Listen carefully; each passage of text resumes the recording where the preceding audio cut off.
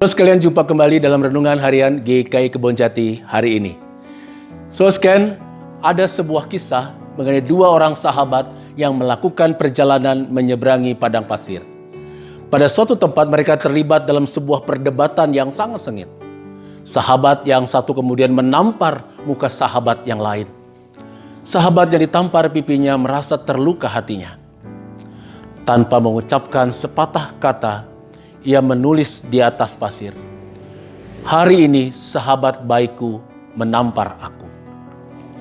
Mereka lalu melanjutkan perjalanan mereka. Tak lama kemudian orang yang ditampar tadi itu terjebak dalam lumpur hisap dan mulai tenggelam. Sahabatnya datang menolong. Setelah berhasil diselamatkan, ia memahat tulisan di atas batu, sebuah kalimat, "Hari ini sahabat baikku telah menyelamatkan aku."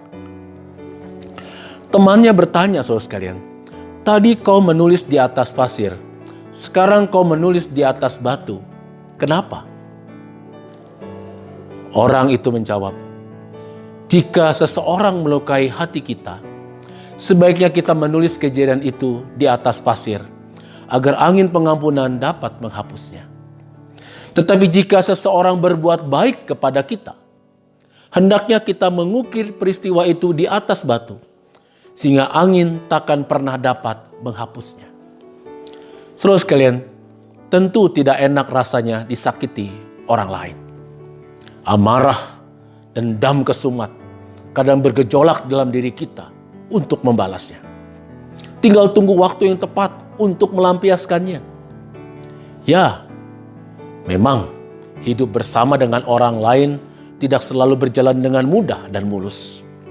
Kadang menyenangkan tapi juga kadang menyakitkan. Kadang penuh sukacita, kadang penuh duka cita. Kadang penuh keceriaan, kadang pula penuh kejengkelan. Salah satu prinsip hidup bahagia katanya ialah kalau kita mampu memaafkan kesalahan orang lain dan tetap mengenang kebaikan orang lain dalam hidup kita. Saudara sekalian, mereka yang memendam kemarahan dan tak mau memaafkan, di dalam surat Ibrani pasal 12 ayat 15 digambarkan ia bagaikan seseorang yang menyimpan akar pahit dalam hidupnya. Jagalah supaya jangan ada seorang pun menjauhkan diri dari kasih karunia Allah, agar jangan tumbuh akar yang pahit yang menimbulkan kerusuhan dan mencemarkan banyak orang. Akar pahit adalah akar yang tidak menumbuhkan, tetapi justru merusak. Akar yang pada akhirnya mematikan kehidupan pohon itu sendiri. Akar pahit inilah yang akan membatasi ruang gerak pergaulannya dengan orang lain dan menghambat ketulusan hatinya dalam berelasi dengan banyak orang. Oleh sebab itulah, saudara sekalian, Rasul Paulus dalam Efesus pasal 4 ayat 26 mengatakan, "Apabila kamu menjadi marah, janganlah kamu berbuat dosa. Janganlah matahari terbenam sebelum padam amarahmu." Di dalam ayat ini, saudara sekalian, Paulus mengingatkan kepada kita pentingnya untuk belajar dan mempraktikkan hidup yang dapat memaafkan. Bukankah Tuhan Yesus sendiri pun dalam doa Bapa kami mengajarkan kepada kita, "Ampunilah kami seperti kami juga mengampuni orang yang bersalah kepada kami." Sekalian, seorang psikolog yang sangat terkenal yang bernama Sigmund Freud dalam salah satu bagian dari teori psikoanalisisnya menyatakan bahwa memori, maksudnya memori kehidupan, itu memainkan peran yang sangat penting dalam kehidupan seseorang. Tingkah laku dan penilaian seseorang terhadap dirinya sendiri dan terhadap orang lain itu turut ditentukan oleh pengalaman masa lalu yang dibiarkan tetap ada dalam dirinya dan menguasai kehidupannya. Oleh sebab itulah, saudara sekalian, menurut Freud, kalau ingin tahu latar belakang mengapa seseorang dapat berbuat sesuatu dan menilai sesuatu, baik terhadap dirinya, pada kehidupan yang dijalani, dan pada seorang lain, lihatlah memorinya, kehidupan yang ada dalam dirinya. Apa pengalaman masa lalunya yang berpengaruh besar bagi kehidupannya hingga saat ini. Nah, saudara sekalian, memori kehidupan seseorang, memori kehidupan saya dan saudara, itu dapat menjadi akar yang pahit atau akar yang manis bagi kehidupan. Ada kata-kata bijak yang mengatakan demikian, saudara sekalian. Kebahagiaan itu tidak terletak pada apa yang kita miliki, melainkan terletak pada bagaimana sikap kita dalam menjalani kehidupan ini.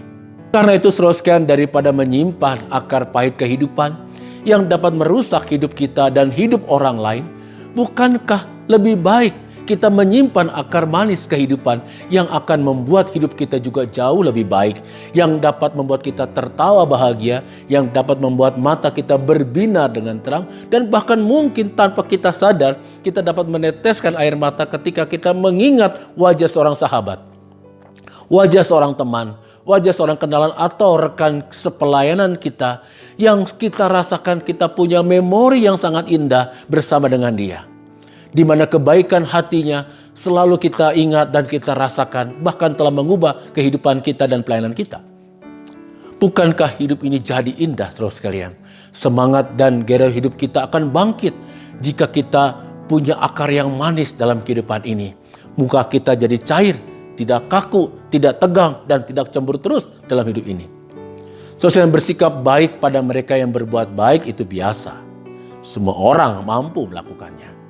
Tetapi seorang pengikut Kristus adalah mereka yang mampu menuliskan di atas pasir segala hal yang menyakitkan yang dibuat oleh orang lain kepadanya, sehingga angin pengampunan dapat menghapusnya, dan yang dapat mengukir pada batu segala kebaikan yang dibuat orang lain kepada dirinya ataupun kepada keluarganya.